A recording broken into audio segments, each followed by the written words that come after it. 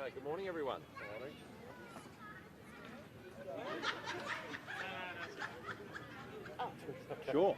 Sure, by all means. Some nice families over there. It's always nice to be recognised, I think.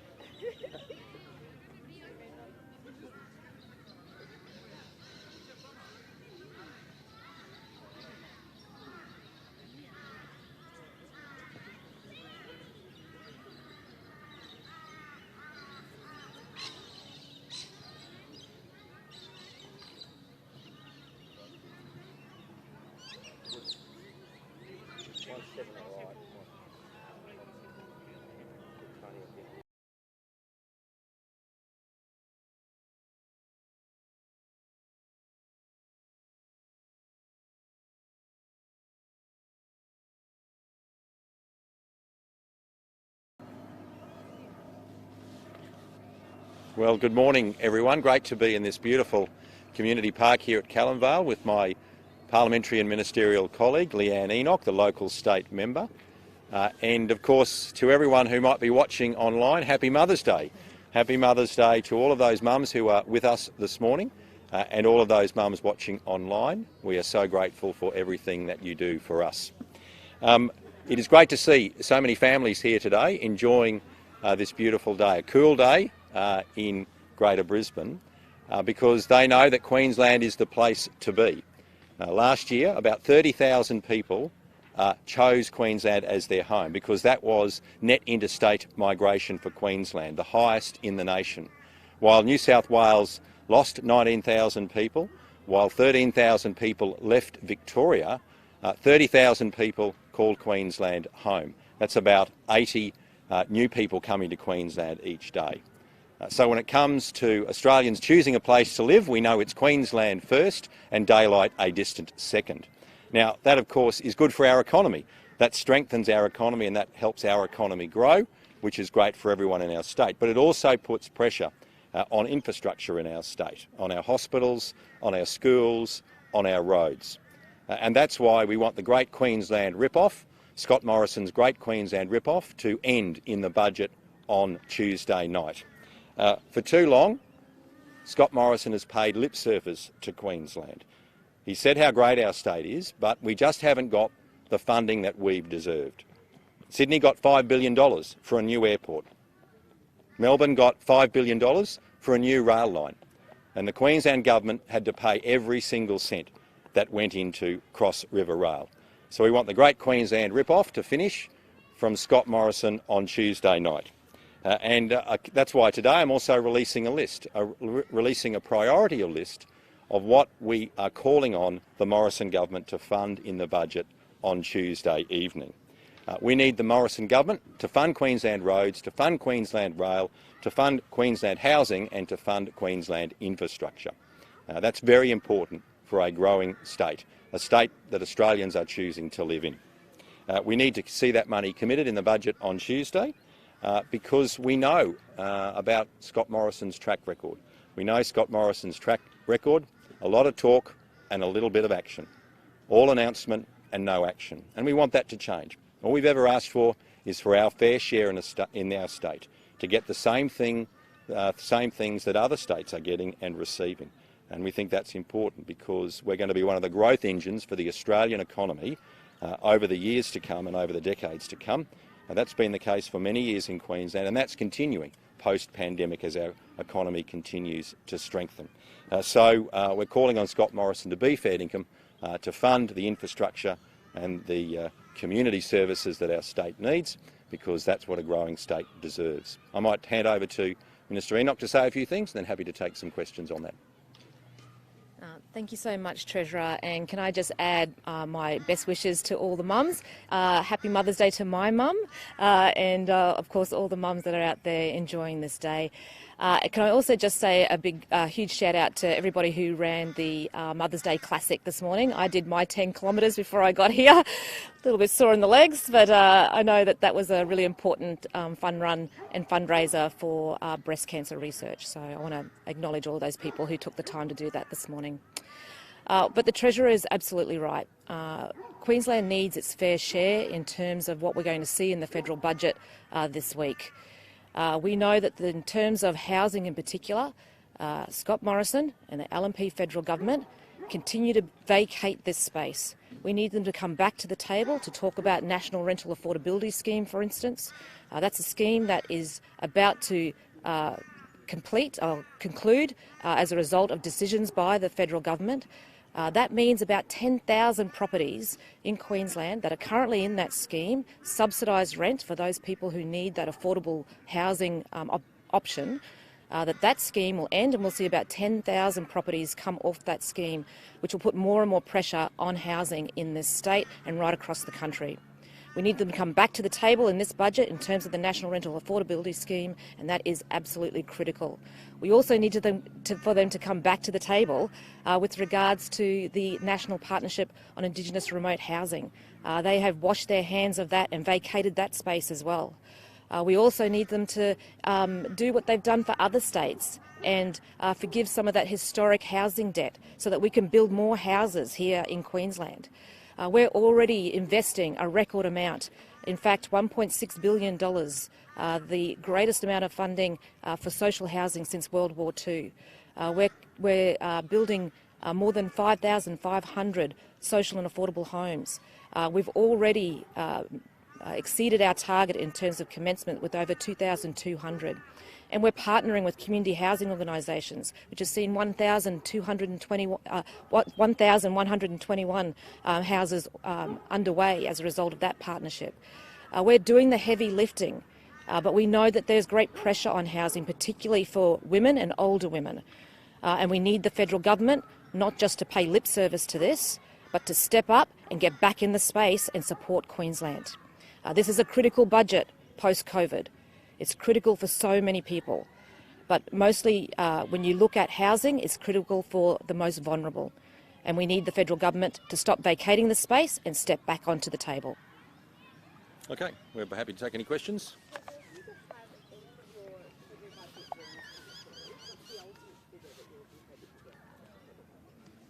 Well, we're not actually putting a dollar figure in total on what we want. What we want is specific investments. We certainly know we want our fair share for the equivalent of infrastructure. So $5 billion for a new airport in Sydney, $5 billion for a fast rail line in Victoria. Why can't we get the same in Queensland? So there's a number of investments we're looking at in infrastructure, obviously ensuring that we get the appropriate funding we need for aged care. If we get the appropriate funding for aged care, that will allow the 600 senior Queenslanders who are currently in a Queensland public hospital bed to go and live in an appropriate environment for them. Public hospitals are not the best place for aged or elderly Queenslanders. They need appropriate care in an aged care facility. That is actually better for them, for their health and well-being, and that would free up 600 beds, the size of a large hospital in Queensland. We're looking for specific investments for regional Queensland too, so we're calling on the federal government to back in the flood levy in Bundaberg. We made an election commitment. We locked our funding in the last budget in December. We're looking for the federal government to do that, and of course to come up with $195 million for the city deal in Townsville to back in a range of investment projects there. We put our money into the Horton Pipeline Stage 2 so we didn't get ripped off through the GST equalisation process. We put the money in there, and the federal government agreed the same day through Philip Thompson, the federal member in Townsville, that $195 million was locked in and would be delivered. And we're still waiting many, many months later. And of course housing. To ensure that we get our fair share for public housing. We're doing, and community housing and social housing. We're doing our bit as a state, and we need the federal government to help us as well.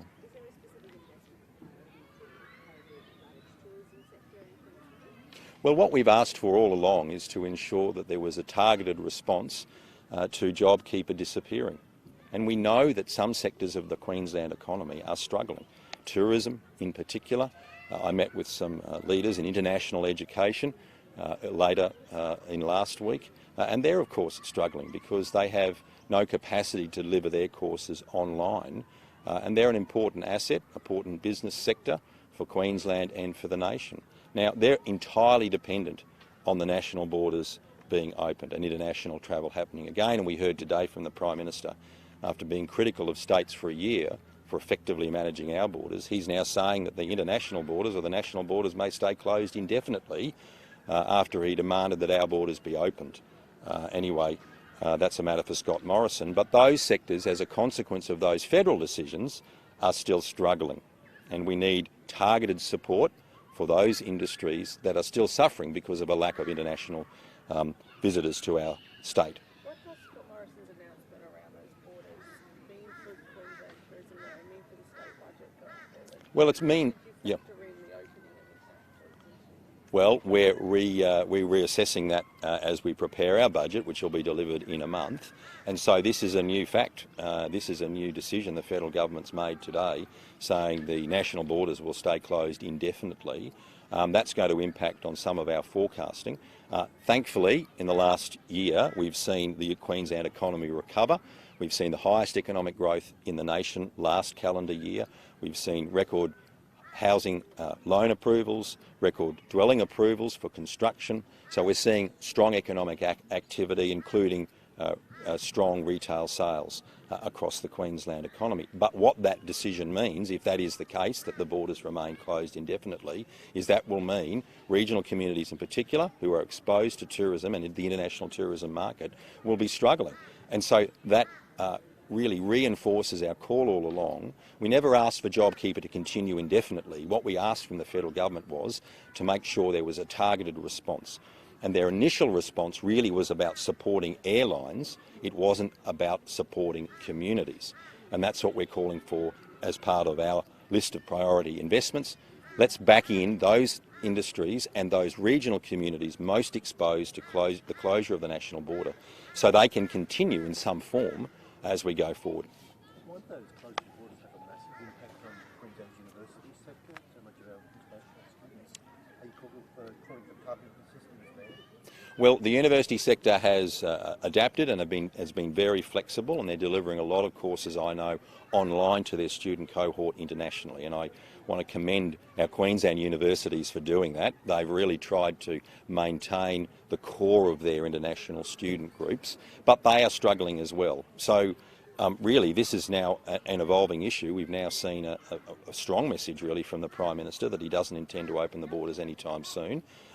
So that will have consequences for a range of sectors of the Queensland and Australian economy, and we just need to work through that and see what the consequences of that will be. So we'll do some work inside Treasury. We'll do some forecasting on what that means.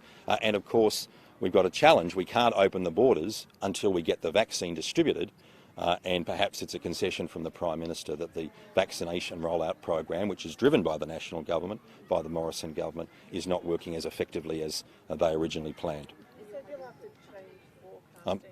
Sorry, you've indicated you'll have to change forecasting. Did you have a date in mind in forecasting when you opened? Well, when we delivered the budget last year, we anticipated the vaccine being rolled out effectively through all of 2021. Now, it appears that we'll be struggling as a nation to deliver that. That's because of the difficulty that the federal government's had in accessing appropriate vaccines and distributing them around the nation.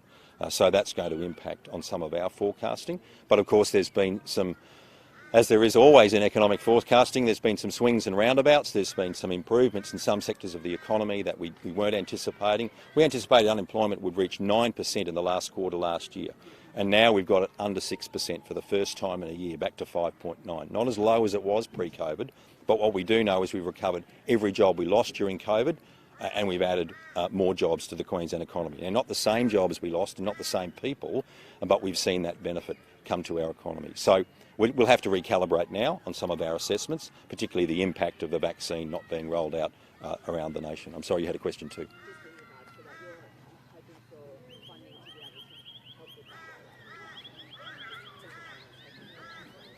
Well, that's not on our priority list. That's an ongoing challenge for the nation, and of course the Premier is deeply engaged with her First Minister colleagues and the Prime Minister through the National Cabinet to see the vaccine effectively rolled out. You might have heard the Premier last week say we need more vaccines through community outlets, in particular GPs, to ensure its effective delivery. But the challenge we've got as a state, and every other state and territory have, is getting the supply. That's controlled by the federal government, and we really think the federal government needs to focus strongly on that, because we can never return to a sense of normalcy until everyone is vaccinated, and that should be a priority for our nation for this year.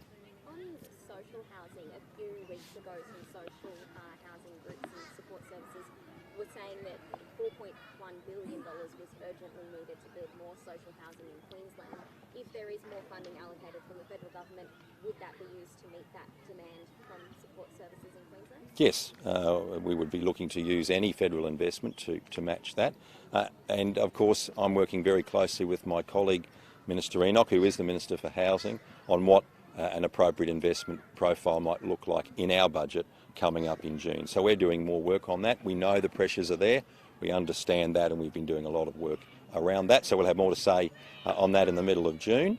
But we do think it's a pressing problem. It's very good that, in a sense, a lot of young people in particular are getting into the housing market. That's a great thing for our nation and our state, but we don't want to leave anyone behind. And one of the greatest challenges I think we have as a state and nation is older women who are reaching the end of their working life, who may not own an asset of their own. They may not own a home of their own, and they are one of the single largest groups in the community who face the risk of falling into poverty. So I think we need the federal government to stay focused on that, as we will continue to stay focused on that as a state government. Andrew Laming is heading back to Canberra tomorrow. Why do you think Scott Morrison hasn't acted? Well, I think the reality is Scott Morrison needs Andrew Laming's vote. Regardless of what anything Scott Morrison says, he wants Andrew Laming's vote. He's happy to take his tainted vote so he can stay.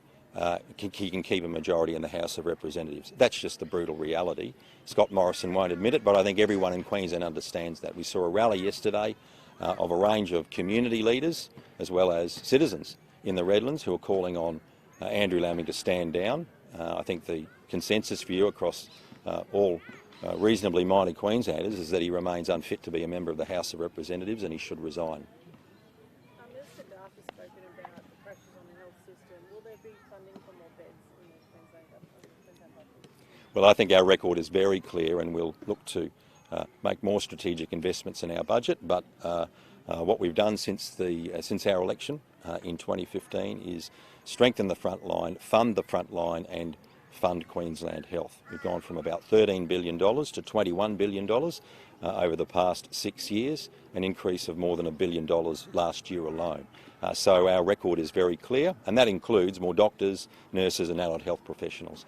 So I don't think Queenslanders need to be concerned that there'll be any reduction in funding from the Queensland government. Our record is very clear, and we'll continue to fund Queensland Health in the budget in June. Well, I don't want to let out all the surprises now, but we have funded we made significant decisions to increase the capacity of hospitals in a series of elections, 2015, 2017 and most recently in 2020, and that was about expanding the capacity of hospitals, and a lot of that is being delivered now, a lot of it's being designed, a lot of it's being delivered, and a lot of it will be delivered over the years to come, but we are putting more money into the expansion of hospitals in Logan, Ipswich, Caboolture, regional hospitals as well, rural hospitals, building new hospitals in Roma, Kingaroy, Blackall, Atherton. All of those hospitals were funded when I was the Health Minister, and that will continue. Okay, any more questions? Population growth, population growth increasing seems to be a noticeable trend. Have you had any talks with the federal authorities about GST renewal, getting extra money from the GST share to balance that population growth? Well, I think the principle for us in any GST negotiation is that no state should be worse off. No state should be worse off under any GST equalisation deal, and we want that to continue. Clearly, Western Australia received a very good deal from the federal government. I think from my perspective, I just want to see the federal government providing the same funding that other states have received, and that we receive the same benefit in Queensland. We are a growing state. We're leading the nation with interstate migration. It's the place to be. and Australians are making that decision and making the decision with their feet and moving here, and we want the federal government to recognise that and to support our growing state. Are there any talks that show they recognise that? Look, I don't think they properly understand the demands on a growing state like Queensland. I think the Prime Minister's made some political decisions to make investments in other states. What I'm saying now is look to the numbers, look to the people, look to the growth, and look to the state that's going to be one of the big engines driving the Australian economy. Now's the time to support Queensland with investment in the budget on Tuesday. Okay, thanks everyone for joining us this morning. Appreciate it.